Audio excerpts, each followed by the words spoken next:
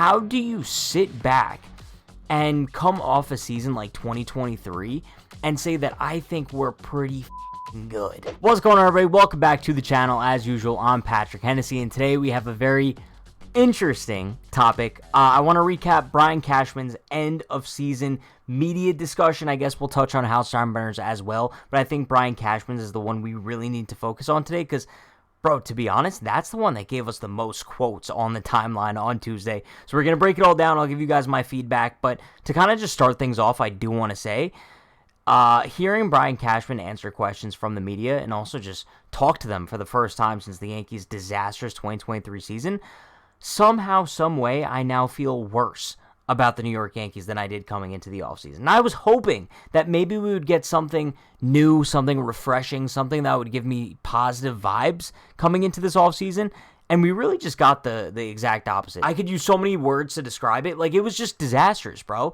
And it seems like he's out of touch with the current state of the Yankees, especially with this quote here. I'm proud of our people, and I'm proud of our process. Doesn't mean we're firing on all cylinders, doesn't mean we're the best in class, but I think we're pretty good, personally. Genuinely, how do you sit back and come off a season like 2023 and say that I think we're pretty fucking good? How? How do you sit here and say that? Because you weren't, and your processes haven't been good for years now, right? Because when was the last time we genuinely sat back and saw a full great season of Yankees baseball? 2022 was awesome for the first 3-4 months, and then they completely fell off the face of the earth. Playoffs were disappointing. 2021 was a lost season. 2020 was a lost season. So 2019, I guess 4 years ago, was the last time we really looked at a well-rounded Yankees team. Bro, to sit here and say that we're pretty effing good is insane to me. It's like if I came on here after dropping a video that had 20 views and being like, yo, I think that last video did really well. Who are you lying to? It feels like gaslighting. Bro, it feels like we're in a toxic relationship where your partner is cheating on you daily and you're just sitting here calling them out on it, but they're just like, nah, I'm not cheating. But you know they are, bro. You know they are. What are you going to do to fix it? Just leave. We should just leave the New York Yankees, whatever. We're never going to. We're stuck in this toxic relationship forever. I really wish he would have came into this I don't even want to call it a press conference, this media scrum with a much different attitude where he came in and he's defeated, right? Where he's like, last season was just unacceptable and I have to be better. The organization has to be better. The team has to be better. And that's all I could say. But to sit here and act like last year was a success, and act like the current processes in place are a success, and act like your job has been successful, and Boone's job has been successful, and Hal has been great as an owner, it's blasphemy to me, bro. It's a lack of accountability. And I think that's really something that we've seen be a problem with the Yankees for the past couple of years now. But speaking of that, where he kind of feels like he's a victim of trades that didn't work out. I get a kick out of Joey Gallo gets named on, but since Joey Gallo left us, who's picked him up? 2 playoff teams. The Dodgers traded him for us, and then the Twins, who just made the playoffs. Or Sonny Gray. He's currently in the competition for a Cy Young Award, right? So it's interesting how they get written about these players. I get it. Proving our point, maybe? I guess I could see the logic he's coming from where he's like, oh, these were good players that just didn't work out here. But why didn't they work out here, right? You can only use that some players just can't make it in New York thing for so many guys, right? You can only use it for, I don't know, a very small amount. But then once it starts building up and you're looking at Joey Gallo, Sonny Gray, Carlos Rodon, you could name a lot more off the top of your head. I'm not going to. But at what point is it an organizational thing and not a player thing? I don't know. Maybe at some point just look in the mirror. We'll see. I don't think he's going to, just based on this conversation that we saw. But what are you going to do, bro? Regarding the Yankees' offseason plans, he said the Yankees need 2 outfielders, preferably left-handed, Juan Soto. Reinforce the pitching, and notes the Yankees' infield surplus. I'm going to be honest, I don't view the Yankees' infield as currently a surplus of talent. I think the Yankees infield is filled with a bunch of question marks and mediocre talent. We're looking at a first baseman, Anthony Rizzo, who's coming off a concussion in 2023, where we saw his performance drop drastically as a result. Second base, Gleyber Torres, who even knows if he's going to be on the 2024 Yankees, but he's coming off a great season. Talks of trading him because his contract's going to be pretty high with arbitration. Then he's a free agent at the end of the year. Who knows if they're going to re-sign him? That's a kind of question mark at second base now. Shortstop, Anthony Volpe, who just won a Gold Glove. Shout out to him. The defense was good last year, but offensively, there was a lot left to be desired in 2023. I would say offensively, Anthony Volpe still a question mark going into next season. And third base, DJ LeMahieu, a guy who's just been declining each year since 2020, right? Like, sure, second half of last season was good, but he's still not the same DJ he used to be, and I don't see him on an upward trajectory. So, an infield surplus, yeah, they have a lot of infielders, but I don't think the talent level is necessarily there. So if the Yankees could go out and make a deal for an infielder, I'd like it. I don't see it happening. But speaking of, like, regarding the infield too, Brian Cashman got very bitey with Joel Sherman. Bitey.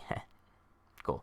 Bitey with Joel Sherman, who shout out to Joel Sherman, by the way. He seemed like he was one of the very few reporters there that were actually fighting back at Cashman when he would say something that's, like, blasphemous in terms of, like, how good the organization's been or whatnot. Joel Sherman fought him back on it, and when he mentioned the Yankees' lack of being able to produce good young hitters, Brian Cashman was baffled. And Joel Sherman brought up a good point. He's like, you look at a lot of the Yankees' young hitters that they brought up, they're just not succeeding at the major league level, whether that's Anthony Volpe, Oswald Peraza, Everson Pereira, I guess Florial. I mean, he hasn't really got much time, but yeah, I'm sure I'm missing some guys too, but it just seems like a lot of the Yankees minor league bats that they call up don't succeed offensively at the major league level.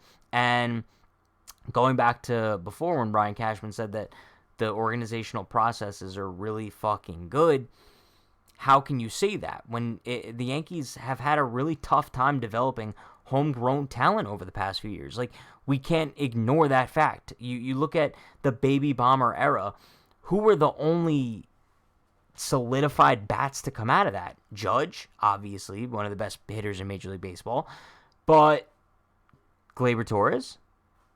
I'm trying to think of another one. Gary Sanchez was a bust. Everyone else was a bust, to be honest with you.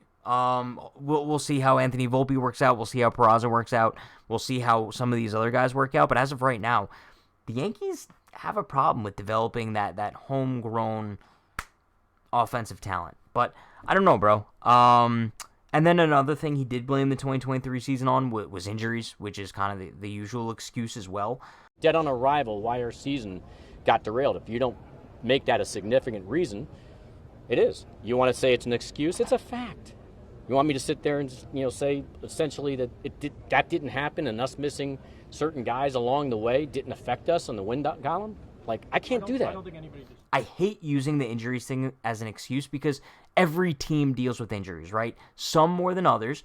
But you look at the Texas Rangers, the team that just won the World Series.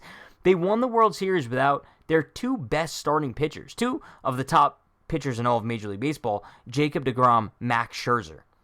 Without them, bro. And I know some people are like, oh, Max Scherzer pitched in the playoffs. Bro, he made like 2 starts and he wasn't even healthy. Like, let's be real with each other. And also, they didn't even have Adolis Garcia for, the last 3 games of the World Series or something like that. So, yeah, injuries are a problem, and they could be a factor as to why a team might not succeed. But to use it as an excuse and act like you're the only team that deals with injuries, and also not to prepare for those injuries by not acquiring the depth necessary, is your fault, Cashman. The Yankees didn't have depth necessary to handle injuries when they inevitably did happen. You know injuries are going to happen every year. The Yankees didn't prepare for them. They didn't have any outfield depth. They didn't have any infield depth. They didn't have any starting pitching depth. They didn't have depth anywhere. So you have to prepare for injuries as the GM, and they didn't. But that's why it goes back to Hal Steinbrenner as well, who also spoke to the media on Tuesday, where you employ Brian Cashman, right? And you think Cashman's doing a great job, and you employ Aaron Boone, and you think he's doing a great job, and you mention how Boone believes heavily in bunting and think it's making a comeback. Bro, it's things like that where I'm like, yo, does Hal Steinbrenner really care? And granted, like I said, what we heard from Hal was a lot more promising than what I heard from Cashman. Like, the tone from Hal was a lot more defeated, and also at the same time, like, I guess it sounded like he was just like blah, which he always is. But Cashman sounded very arrogant. He sounded very lacking accountability. I feel like that's what it always comes back to. But very fiery, something that we haven't seen from him in a long time. I can't remember the last time we saw Brian Cashman be so combative and fiery, especially to the media. It's kind of a weird sight to see, but maybe he's cracking a little bit under the pressure, bro. Like, I have to imagine he's feeling some sort of pressure, but I think it's also the tone of a guy who's very arrogant and a guy who is a little out of touch with the current state of the game and knows he has a lifetime contract regardless of how bad the Yankees are. So that's kind of just what I took away from Tuesday's media discussions. I'm sure that there were a few quotes that I missed as well, but I think these were the main ones that I wanted to hit on. But I don't know. Overall, I kind of feel like the Yankees are doomed. And I hate to say that just based off like some quotes, but my expectations for this offseason now have dropped drastically. Just because it doesn't seem like there's any sense of urgency in that Yankees front office. Maybe they're fooling us all, and I'm wrong, but I hope I'm wrong. I genuinely hope I'm wrong, and I hope the Yankees go out and have the most insane free agency of all time. I'm doubtful of it, though. At this point, all we could do is wait and see what happens, but go out, get me Juan Soto, get me Yamamoto, prove me wrong, get me everybody out there, prove yourself as the evil empire once again. We'll see what happens. But, yeah, very, very weird and disappointing discussions from Brian Cashman and Hal Steinbrenner on Tuesday. But that's going to wrap things up. I know we did an extra video this week. I told you guys I'm going to be dropping videos on the channel every Monday, so stay tuned for that. But obviously, if news goes down like this, I'll be dropping more videos. But yeah, hope you guys like this format. Hope you guys like this video. Be sure to like, comment, subscribe, turn on post notifications for more. We're going to be dropping content all off season long, so stay tuned for all of it. You guys know the deal. Stay happy, stay healthy, stay safe. See you all next time. Peace.